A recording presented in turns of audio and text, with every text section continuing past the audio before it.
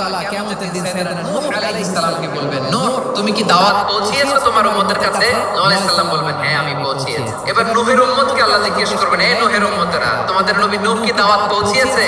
নূহের উম্মত বলবে, না আল্লাহ, কোনো দাওয়াতও আমরা পাই নাই, আপনারাও চিনি নাই, জান্নাতও চিনি নাই, জাহান্নামও চিনি নাই। নূহ আলাইহিস সালাম বিপদে পড়ে যাবেন। তখন আল্লাহ বলবেন, নূহ তোমার পক্ষে কোনো সাক্ষী আছে?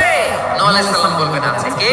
উম্মতে মুহাম্মদ। তখন আমরা বলবো, আল্লাহ, আল্লাহর নবী নূহ আলাইহিস সালাম তিনি আপনি যা যা বলেছেন ঠিক তা তার উম্মতের কাছে পৌঁছে দিয়েছে। এবার নূহের উম্মতের সাথে আমাদের ঝগড়া লাগবে। তারা বলবে, তোমরা আসছো আমাদের হাজার হাজার বছর পরে, তোমরা কি করে জানলা? তোমাদের সাক্ষী কর্তব্য হবে না? আমরা তখন বলবো, আমাদের কোরআনে তোমাদের নবীর নামে আল্লাহ তাআলা একটা সূরা নাযিল করেছেন, সূরাতে নূহ। দিন রাত এক করে তোমাদের কাছে তিনি দাওয়াত পৌঁছেছেন, সব আমরা জানি। আমরা যখন বলবো এই কথা, নূহের উম্মত চুপসে যাবে। তখন আমরা সত্য বলেছি কিনা এটা আল্লাহ তাআলা জানতে চাইবে বিশ্বনবীর কাছে। তখন বিশ্বনবী আমাদের পক্ষে সাক্ষী দিবেন। আওয়াজ করে বলেন, আল্লাহু আকবার।